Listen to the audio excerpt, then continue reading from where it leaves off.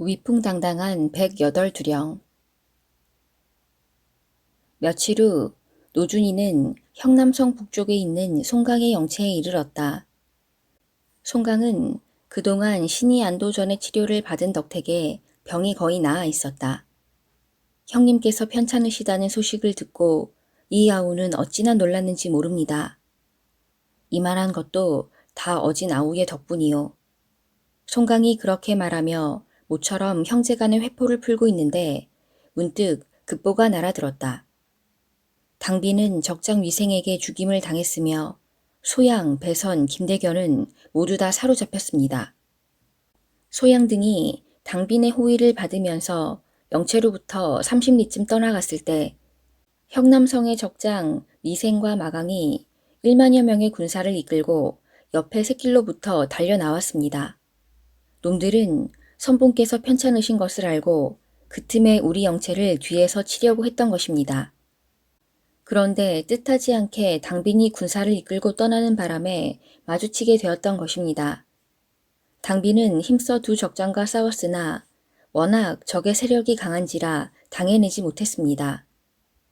크게 이기고 난 놈들은 곧바로 우리 영체를 덮칠 작정이었지만 때마침 노선봉께서 대군을 이끌고 오시는 바람에 겁을 집어먹고 소양, 배선, 김대견을 사로잡은 채 달아나 버렸습니다. 소양 등이 어디로 떠나다가 그렇게 되었습니까?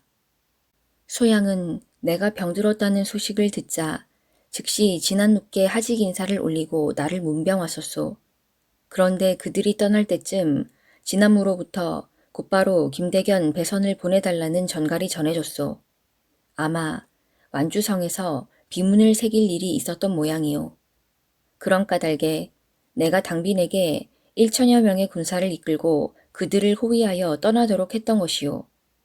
하지만 이런 변이 생길 줄이야 어찌 꿈엔들 짐작이나 했겠소. 그들 세 사람이 잡혀갔으니 아마도 죽음을 면치 못할 것이요. 노준이가 숙연히 듣고 있는데 눈물을 흘리고 있던 송강이 당부했다.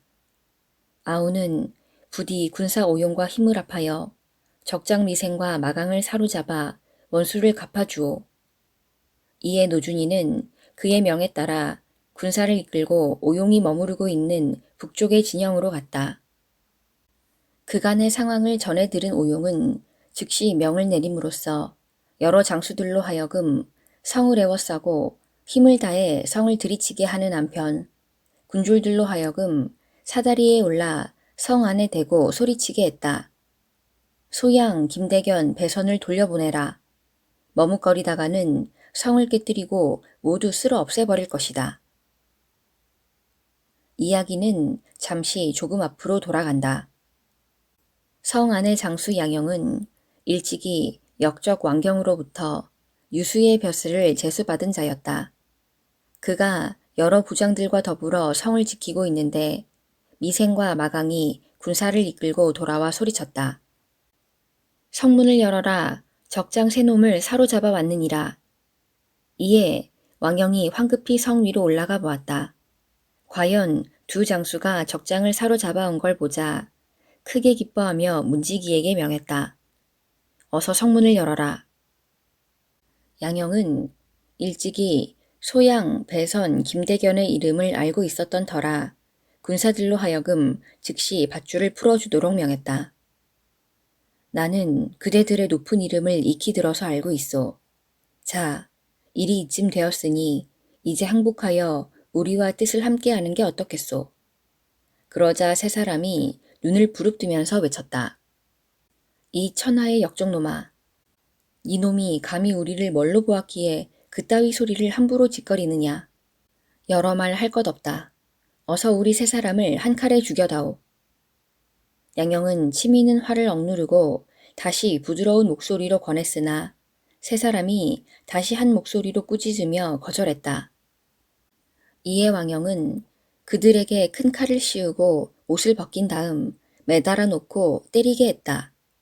그리하여 성 안의 군사들과 백성들로 하여금 그 광경을 보게 하였다. 구경꾼들 중에는 소가수라는 사람이 있었다. 그는 원수부 남쪽 거리에 지물포 옆에 살고 있는 사람이었다.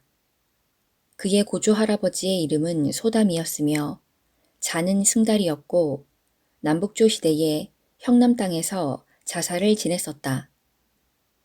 소담이 향남 자사로 있을 때였다. 장마가 져 양자강의 둑이 무너지는 일이 일어났다.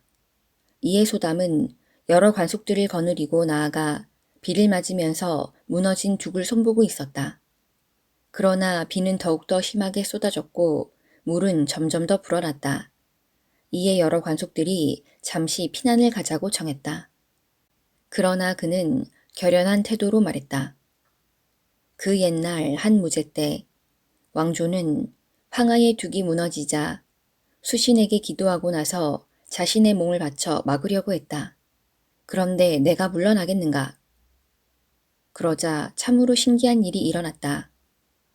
그 말이 끝나자마자 마치 거짓말처럼 물이 줄어들어 둑은 제방의 물을 잘 견뎌낼 수 있었다. 뿐만 아니라 그 해엔 좋은 벼를 거두어 들였다. 벼 한 줄기에 이삭이 6가닥씩이나 달렸던 것이다. 그래서 그는 자신의 손자가 출생하자 이름을 소가수, 즉 좋은 나락이라고 지었던 것이다. 그런 소가수가 우연히 형남 땅에 놀러 오게 되었는데 그곳 사람들은 그의 할아버지인 소담의 인덕을 높이 흠모하고 있던 터라 그의 손자인 소가수를 극진히 받들어 모셨다. 소가수는 본래 활달한 기상을 타고났으며 도량이 넓었고 높은 이상을 지니고 있었다. 뿐만 아니라 힘도 장사였으며 무예가 빼어났고 담력도 셌다. 그는 원래 천하의 호걸들을 우러렀으며 덕이 있는 자는 그 벼슬의 높고 낮음이나 귀하고 처남을 가리지 않고 모두 사귀었다. 그런데 마침 왕경이 반란을 일으켰고 그가 머무르고 있던 형남이 왕경의 손에 떨어졌던 것이었다. 그 당시 소가수는 왕경의 무리로부터 성지를 보호하기 위한 계책을 세워서 관하에 바쳤으나 받아들여지지 않았다. 그 때문에 역적의 무리는 쉽사리 성을 깨뜨릴 수 있었고 성을 빼앗고 난 다음부터는 한 사람도 밖으로 나가지 못하게 하여 성문을 닫아 걸었다. 그래서 소가수는 성 안에 머물면서 밤낮으로 역적의 무리들을 물리칠 궁리만 하고 있는 중이었다. 그렇지만 혼자서는 뾰족한 방도가 없었기 때문에 손을 쓰지 못하고 있었다. 그런데 소양, 김대견, 배선이 원문 밖에서 형벌을 받고 있을 때 마침 오용과 노준이가 군사를 이끌고 와서 성을 치기 시작한 것이었다. 지금이 바로 기회이다. 만일 이때를 놓친다면 성 안에 수많은 백성들이 목숨을 잃게 될 것이다. 소가수는 그렇게 생각하며 황급히 자신의 거처로 돌아갔다. 신시를 조금 지난 시각이라 해는 이미 서쪽에 걸려 있었다. 소가수는 옆집 지물포에서 수십 장의 두꺼운 종이를 사들인 다음 등불 밑에서 붓대를 휘 갈겨댔으니 그것은 성 안의 백성들에게 뿌릴 경문이었다. 거기엔 이렇게 씌어 있었다. 성 안의 백성들에게 알리노라. 우리는 모두 송나라의 착한 백성들이니 그 누구도 기꺼이 역적의 무리를 돕는 자는 없다. 송선봉으로 말할 것 같으면 송나라 주정에 뛰어난 장수로서 일찍이 요나라 오랑캐를 평정하였고 역적 전호의 무리를 무찔렀다. 수하의 장수는 무려 108명에 이르며 서로의 정이 마치 친형제와 다를 바 없으니 그들이 이르는 곳마다 당해낼 자가 없다. 지금 원문 밖에서 모진 고문을 받고 있는 세 사람의 호거를 보라. 그들은 의를 지키기 위해서 결코 무릎을 꿇지 않고 있는 것이다. 이것만 보아도 저들의 인물됨과 충의를 짐작할 수 있을 것인즉 오늘날 역적의 무리가 저들 세 호거를 해치게 된다면 머지않아 저들이 성을 떨어뜨린 후에 옥석을 가리지 않고 모두 다 죽일 것이니라. 그러니 성 안의 군사와 백성들로서 살아남기를 원하는 자는 모두 나를 따라서 역적의 무리를 해치우기 바란다. 소가수씀.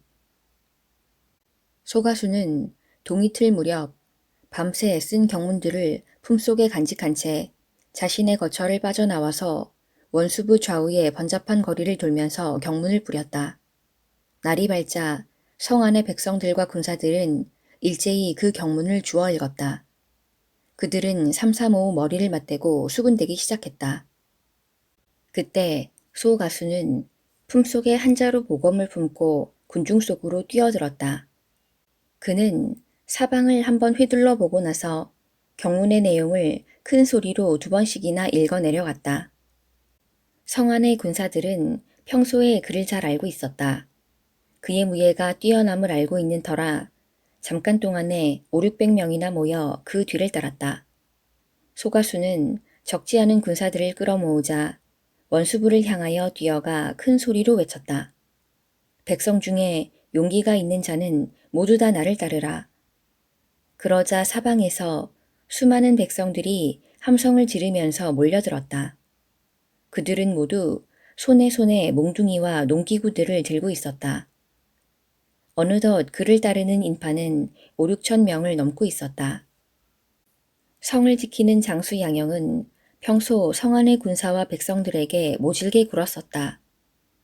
그러므로 그의 가까이에서 호위하는 자들마저도 그에 대한 원한이 뼈에 사무쳐 있던 터라 소가수는 어렵지 않게 성 안의 사람들을 자기 편으로 만들 수 있었던 것이다. 그들은 서로 앞다투어 소가수의 뒤를 따랐다.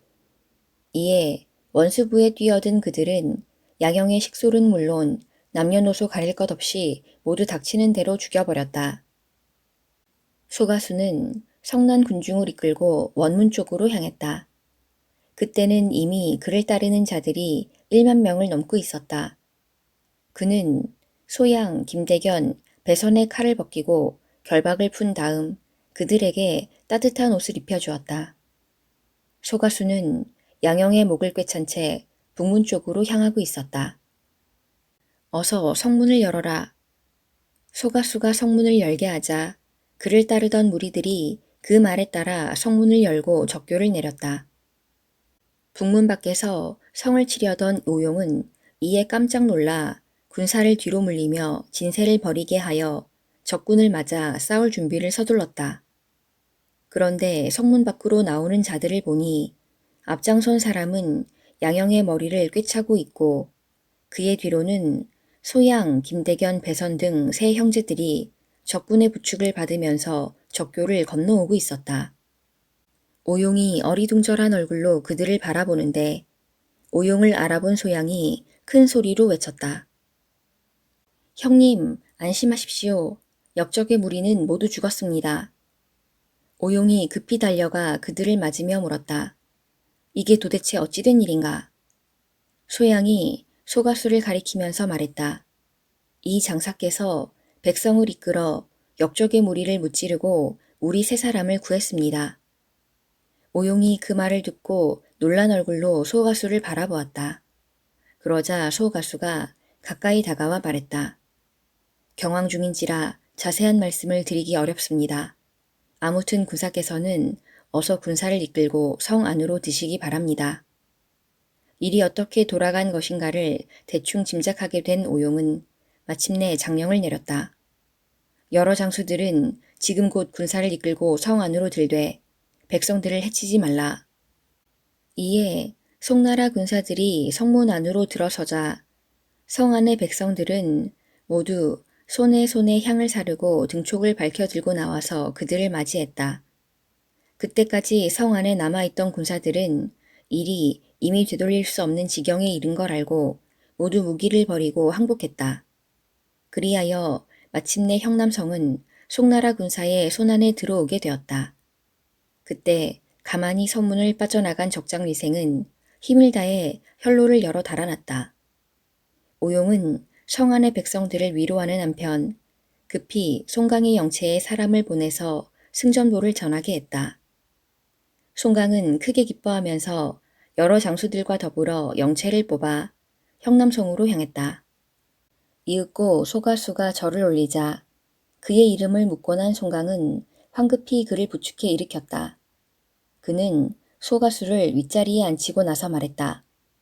장사께서 역적의 무리를 쓸어 없애고 새 아우의 목숨을 구했으며 성지를 되찾게 하였으니 무어라 감사의 말씀을 드려야 할지 모르겠습니다. 소가수가 황망히 손을 내저으면서 말했다.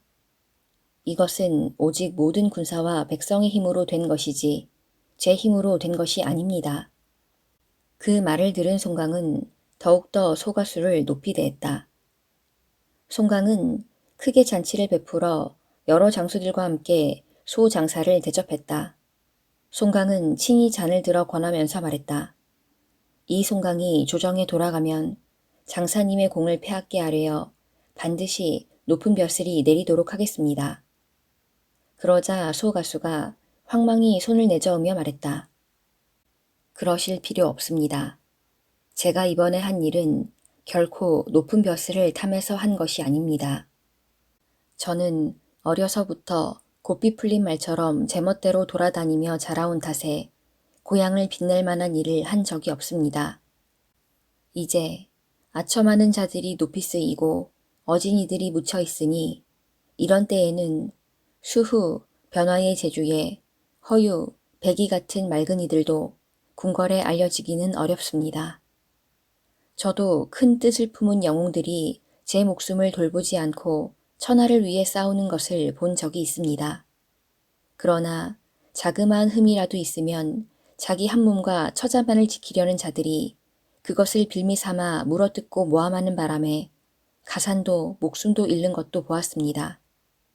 하지만 저 같은 사람은 오늘날 벼슬도 없고 맡은 일도 없으니 무엇이 걱정이겠습니까?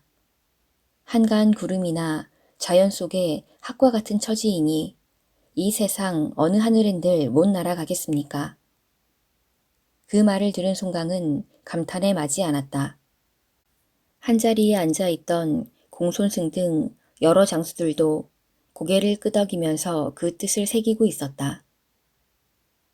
다음 날 아침, 송강은 대종으로 하여금 진안무에게 가서 승전보를 알리도록 하는 한편 몸소 소가수의 거처를 찾았다. 그러나 그의 거처는 이미 텅 비어 있었다. 바로 옆집에 사는 지물포 주인이 그가 어디론가 떠났다는 것을 알려주었다.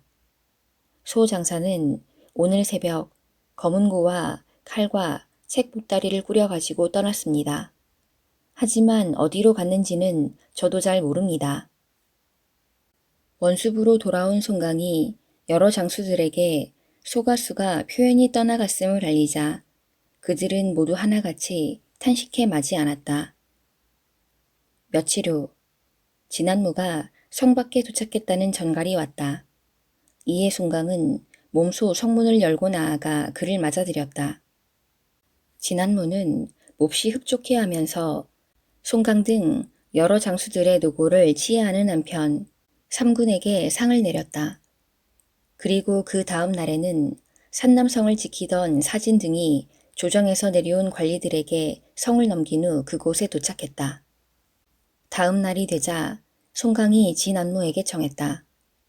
저희들은 곧장 남풍성으로 쳐들어가 역적의 우두머리 왕경을 사로잡을 것인즉 대감께서는 부디 이곳 형남성을 맡아주십시오.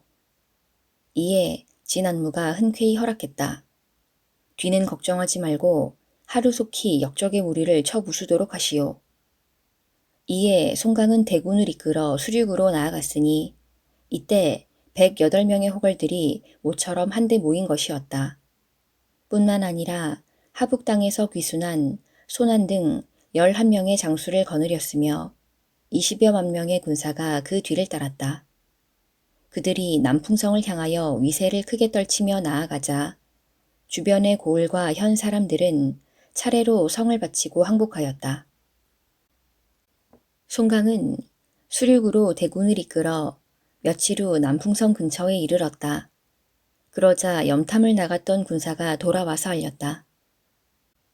역적 왕경은 이조를 통군 대원수로 삼는 한편 남풍성에서 수군과 마군 5만여 명을 뽑고 운안, 동천, 안덕 등 세 방면의 성지에서 각각 2만여 명의 군사를 뽑아 병마도감 유이경, 상관의 등으로 하여금 우리 군사를 막게 하였습니다.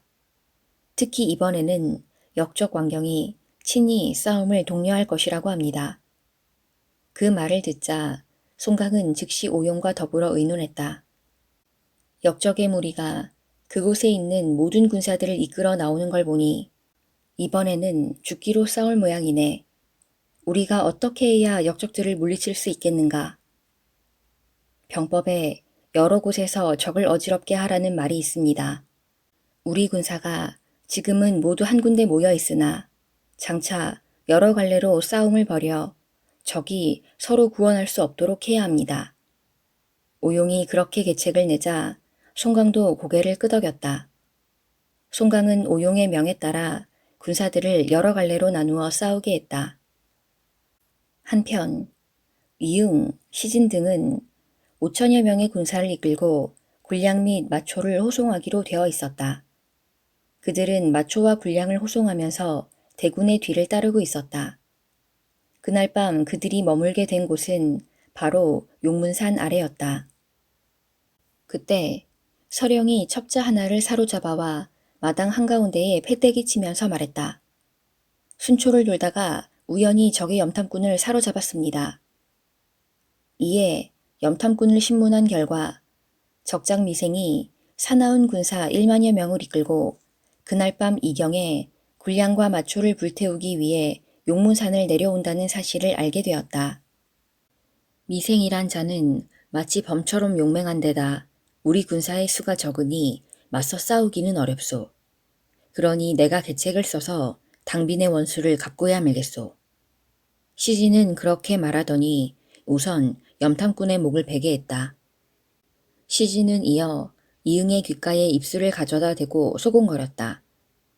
어느덧 이경이 가까워 오고 있었다. 과연 첩자의 말대로 적장 미생이 두 편장과 더불어 1만여 명의 군사를 이끌고 남쪽 어귀를 향해 쳐들어오고 있었다. 그들은 모두 말방울을 떼고 북과 깃발도 감춘 채 가벼운 차림으로 조용히 말을 달리고 있었다. 남쪽 어귀에서 기다리고 있던 선정규는 그들이 달려오는 것을 보자 즉시 부하들에게 명했다. 횃불을 밝혀라. 군사들이 횃불을 밝히자 남쪽 어귀가 대낮처럼 밝아졌다. 선정규는 말을 박차며 달려나가 미생과 맞붙어 싸웠다. 그러나 네대팝을 싸우고 나서 재빨리 말머리를 돌렸다. 미생은 본래 용맹한 장수였으나 지략이 부족했다. 그것이 속임수인 줄도 모르고 군사를 이끌고 마을 안으로 뒤쫓아 들어갔다. 서남쪽에 당도하자 군량과 마초를 실은 수레들이 눈에 띄었다. 수레를 지키던 5, 600명의 송강의 군사들은 미생이 지쳐들자 황망히 창을 버리고 달아났다. 수레들을 빼앗고 난 미생이 중얼거렸다. 쳇, 놈들의 군량과 마초가 겨우 이 정도뿐일 줄이야. 횃불을 밝혀 수레들을 비춰본즉 비단을 가득 실은 수레가 몇 채 있었다. 그것을 본 미생의 부하들은 마구 달려들어서 서로 차지하려고 다툼을 벌였다. 그런데 바로 그때 문득 산 위로부터 수많은 불화살이 날아들었다. 화전이 날아들자 초가 지붕들이 불타면서 처마 밑의 수레들로 불길이 옮겨 붙고 있었다.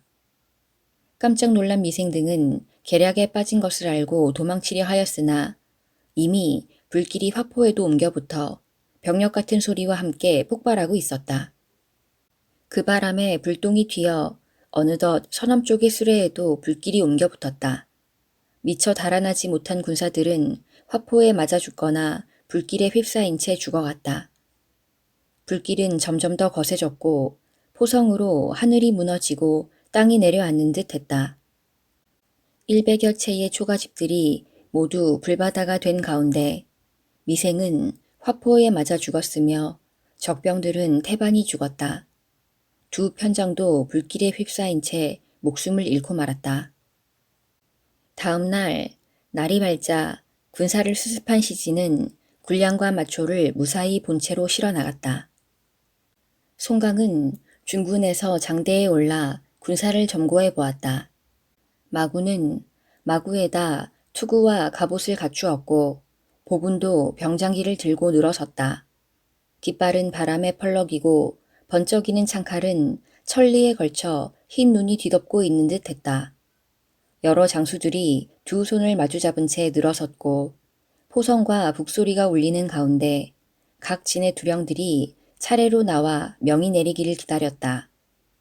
설령관이 송강의 명을 전하자 두령들은 머리를 조아려 절을 올린 다음 양쪽으로 나누어 섰다.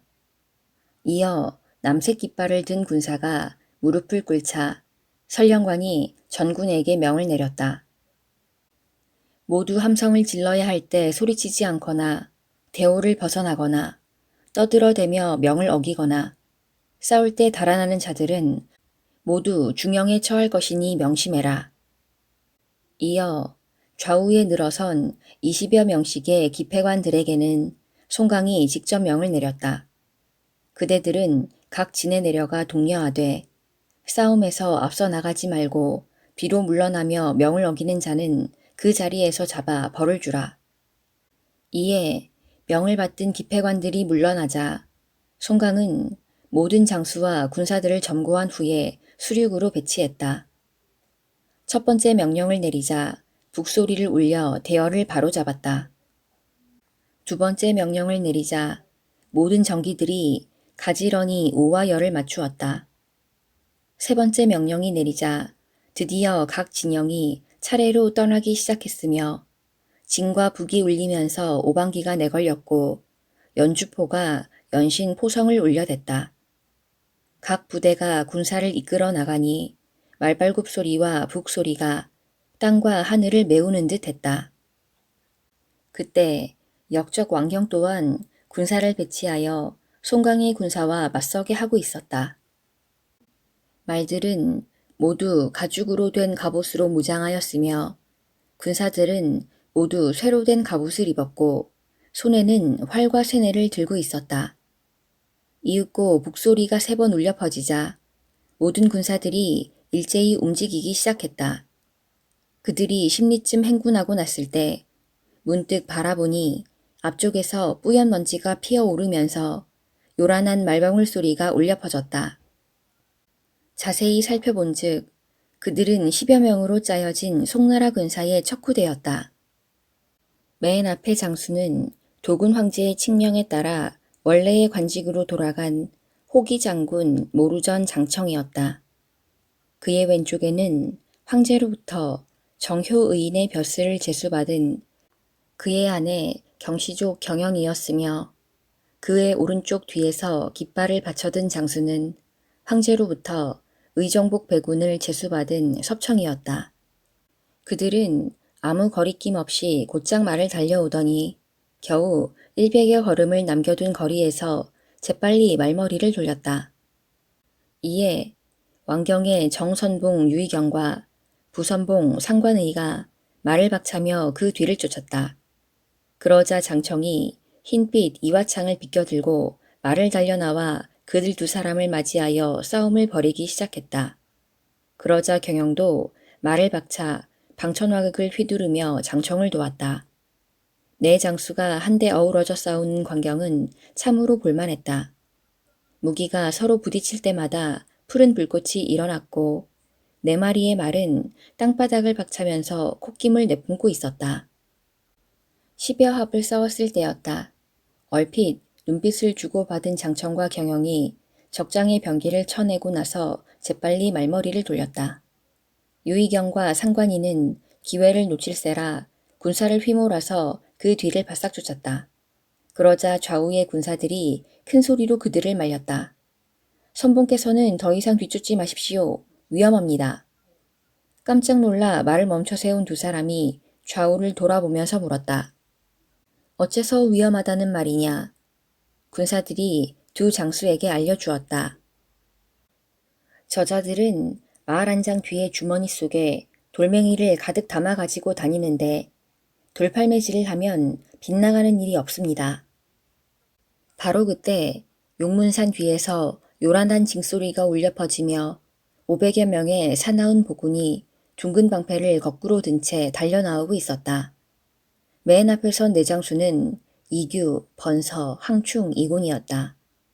그들은 산기슭 밑에서 한 줄로 늘어서더니 둥근 방패를 든 군사들을 좌우에 배치하여 울타리를 만들었다. 유의경과 상관이가 그대로 군사를 휘몰아 쳐들어가면서 외쳤다. 이놈들 잘 만났다. 본때를 보여주리라. 그러자 이규와 번서 등은 싸우지도 않고 재빨리 군사를 두 패로 나누어서 방패를 거꾸로 든 채 양쪽 산 기슭을 돌아 도망쳤다. 그때 중군을 거느린 왕경과 이조가 대군을 이끌고 도착했다. 그들은 일제히 유의경과 상관이를 돕기 위해 송나라 군사들이 달아난 쪽으로 밀고 들어갔다. 그러나 이규와 번서 등이 어디로 달아났는지 보이지 않았다. 이에 왕경은 하는 수 없이 명을 내려 넓은 들판 위에 진을 벌였다. 그러나 진을 제대로 세우기도 전에 산 뒤쪽으로부터 일발포성이 울려 퍼지더니 산 남쪽에서 한 무리의 군사가 쏟아져 나왔다. 세 장수가 앞장서서 군사를 이끌었는데 그들은 왕영, 손신, 그리고 채원자 장청이었다. 왕경이 좌우를 돌아보면서 물었다. 누가 나를 위해 저자들의 목을 베어오겠느냐. 그러자 그 말이 채 끝나기도 전에 좌초장 이훈과 필선이 말을 박차며 달려나갔다. 그때 또다시 산 뒤쪽으로부터 포성이 울려 퍼지며 이번에는 산 북쪽에서 한 무리의 사나운 군사가 쏟아져 나오고 있었다. 새 여장부가 앞장서 군사를 휘몰아 오는데 그들은 호삼랑, 고대수, 손이랑이었다. 왕경이 또다시 좌우를 돌아보면서 물었다. 누가 저 무례한 이들을 사로잡겠는가? 그러자 우초장 유원과 반충이 말을 재우쳐 달려나갔다. 이에 양쪽에서 한바탕 불꽃 튀는 싸움이 벌어졌다. 양쪽 모두 10여 합쯤 싸우고 났을 때 문득 말머리를 돌린 남쪽의 왕영, 손신, 장청이 군사를 이끌고 동쪽으로 달아났다. 북쪽의 호삼랑, 고대수, 손이랑도 또한 마찬가지였다. 그녀들도 말머리를 돌리자마자 군사를 이끌고 동쪽으로 달아났다. 그걸 지켜보고 있던 왕경은 쓴웃음을 지었다. 송강에 수하에 있는 자들도 별 볼 일이 없구나. 그런데 어째서 지금껏 우리 군사들이 저런 자들에게 여러 차례 성을 빼앗겼다는 말인가. 왕경은 그렇게 중얼거리더니 즉시 대군을 휘몰아서 그들의 뒤를 쫓기 시작했다. 그러나 대여섯 마장도 채 못 가서 문득 징소리가 울려 퍼지며 조금 전 달아났던 이규 등 네 보군 두령이 산 왼쪽 숲속에서 뛰쳐나오고 있었다. 뿐만 아니라 이번에는 노지심 등 다른 네 보군 두령들도 함께 달려나오고 있었다. 왕경은 즉시 부선봉 상관이로 하여금 군사를 이끌고 나아가 싸우도록 했다. 이에 상관이가 말을 달려나가자 이규 등은 그를 맞아 몇 합도 싸우지 않은 채 많은 군사를 당해낼 수 없다는 듯 말머리를 돌려 달아났다. 왕경이 재빨리 군사를 휘몰아 뒤쫓으려 하였으나 이조가 말렸다. 대왕, 더 이상 뒤쫓지 마옵소서. 놈들의 계략에 빠질까 두렵습니다. 우선 이곳에 진세를 벌인 후에 적군을 무찌르는 것이 좋겠습니다. 그리하여 왕경은 그의 말에 따랐다. 그들이 진세를 벌이기 시작했을 때 산 뒤에서 굉천 잠오포 소리가 요란하게 울려 퍼졌다. 그와 동시에 대군을 이끌고 나타난 송강이 병력을 지휘하여 평지에 구궁팔괴진을 벌이고 있지 아니한가. 왕경은 즉시 장대 위에 올라가 송강의 진영을 바라보았다. 동쪽의 군사는 모두 다 푸른 갑옷에 푸른 말을 탔는데 맨 앞에 쇠금 청기 밑에는 대도 관승, 추군마 선찬, 정모관 학사문 등 세 장수가 우뚝 서 있었다. 서쪽의 군사는 모두 다 흰 갑옷에 흰 말을 탔는데 맨 앞에 쇠금백기 밑에는 효자도 임충, 진삼산 황신, 병울지 솔립 등 세 장수가 우뚝 서 있었다. 남쪽의 군사는 모두 다 붉은 갑옷에 붉은 말을 탔는데 맨 앞에 쇠금 홍기 밑에는 병력화 진명, 성수장 선정규, 신화장 위정국 등 세 장수가 우뚝 서 있었다. 북쪽의 군사는 모두 다 검은 갑옷에 검은 말을 탔는데 맨 앞에 쇠금 흑기 밑에는 쌍편장 호연작, 백승장 한도, 천목장 팽기 등 세 장수가 우뚝 서 있었다. 동남쪽의 군사는 모두 다 붉은 갑옷에 붉은 말을 탔는데 맨 앞에 푸른 수기 밑에는 쌍창장 동평, 마온금시 구봉, 화한산이 등비 등 세 장수가 우뚝 서 있었다. 서남쪽의 군사는 모두 다 흰 갑옷에 흰 말을 탔는데 맨 앞에 붉은 수기 밑에는 급선봉 sak초, 급모호 연순, 철적선 마린 등 3명의 장수가 우뚝 서 있었다. 동북쪽의 군사는 모두 다 푸른 갑옷에 푸른 말을 탔는데 맨 앞에 검은 수기 밑에는 구문용 사진, 도가노 진달, 백화사 양춘 등 세 장수가 우뚝 서 있었다. 서북쪽의 군사는 모두 다 검은 갑옷에 검은 말을 탔는데 맨 앞에 흰 수기 밑에는 청면수 양지, 금표자 양림, 소패왕 주통 등 세 장수가 우뚝 서 있었다. 이처럼 팔방으로 버려 세운 진세가 마치 튼튼한 성처럼 보였는데 각 진문의 안쪽에는 사나운 마군과 보분들이 각기 무기를 지닌 채 가지런히 대오를 갖추고 있었다. 또한 팔진의 가운데에는 누런 깃발이 휘날리고 그 중간중간에 64궤를 그린 장갑기를 달았으며 모두 4개의 문을 냈는데 그들은 모두 다 마군이었다.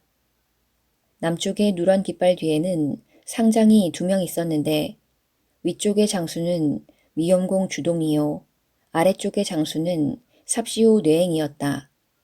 그들이 거느린 군사들은 모두 다 누런 깃발에 누런 갑옷을 입었으며 누런 말을 타고 있었다. 동문을 지키는 장수는 금한표 시은이요 서문을 지키는 장수는 백면난군 정천수요 남문을 지키는 장수는 울리금강 송만이요 북문을 지키는 장수는 병대충 서령이었다. 또한 누런 깃발 뒤에는 화포가 수십 대 늘어서 있었는데 굉천외 능진이 20명의 부포수를 거느리고 있었다. 화포 뒤에는 적장을 사로잡는 데 사용되는 갈고리와 올가미를 든 군사들이 늘어서 있었다. 뒤에는 오색빛 찬란한 깃발들이 세워져 있었고 가운데에는 4귀퉁이에 금방울을 달고 꼭대기에 꽝털을 꽂은 커다란 숫자 기가 세워져 있었다.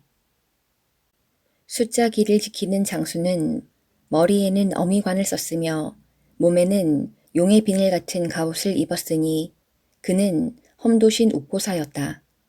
그리고 그 양 옆에는 긴 창을 든 2사람의 호위 장수가 말을 타고 서 있었으니 한 사람은 모두성 공명이요 또 한 사람은 독화성 공량이었다. 그들 2 장수 앞뒤로는 철갑을 입은 24명의 군사들이 낭하군을 치켜든 채 서 있었고 그 뒤쪽에 2개의 전수기가 세워져 있었다. 그 양쪽 옆에 24개의 방천화극이 하늘을 찌르고 있었고 한가운데로 2사람의 효장이 서 있었으니 그들은 소은후 여왕과 세인귀 곽성이었다. 화극과 화극 사이에는 쇠작사를 든 군사들이 늘어서 있었으며 양두사 해진과 쌍미갈 해보가 각기 3갈래 난 창을 손에 든 채 중군을 호위하고 있었다. 그들 뒤에는 성수서생 소양과 철면공목 배선이 말을 타고 있었으며 그 뒤쪽에 자줏빛 점포를 입고 손에 절을 든 사람들과 큰 칼을 든 군사들이 배치되어 있었다. 또한 그 큰 칼을 든 군사들 속에 2명의 망나니가 서 있었으니 그들은 철비박 채복과 일지와 채경이었다. 그 뒤쪽 양편에는 금창수와 은창수들이 쭉 늘어서 있었으며 그들을 거느린 장수는 금창수 선영과 소이광 화영이었다. 그 바로 뒤로는 비단 옷에 꽃 모자를 쓴 사람들이 짝을 지어 늘어섰고 양쪽 옆에는 푸른 장막에 온갖 색깔의 깃발이 세워진 가운데 황월, 백모, 청평, 청전 등이 늘어서 있었으며 월, 부, 편, 과 등이 2줄로 도열해 있었다. 그 중간에 금박으로 수놓은 3개의 일산이 솟아 있었으며 그 밑에는 각기 3사람의 영웅이 근엄한 얼굴로 명마 위에 높이 올라앉아 있었다.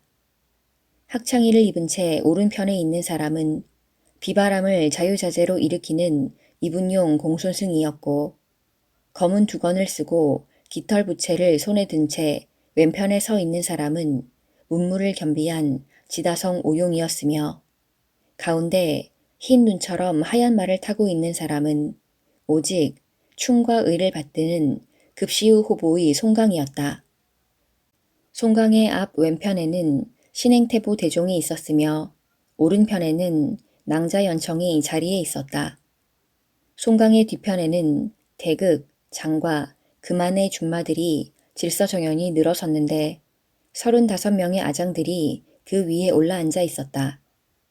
그들 뒤에는 화각과 고치대학의 모든 악대가 자리에 있었고 그 뒤에는 또 유격대가 있어서 양쪽에 매복하여 중군을 호위하는 날개가 되었으니 왼쪽은 석장군 서경과 구미구 도종왕이요 오른쪽은 몰찰한 목홍과 소찰한 목춘이었다. 그때에 구궁팔괴진을 읊은 시가 있다. 오용은 지략이 많으며 송강은 도량이 넓고 크니 군사들은 사나운 짐승처럼 끌어오르고 말들은 용을 탄 듯 빠르다. 서쪽을 평정하는 공을 세우고자 용병에 빈틈이 없으니 역적에 물이 쓸고 공 잃을 생각에 호통소리 더욱 크구나.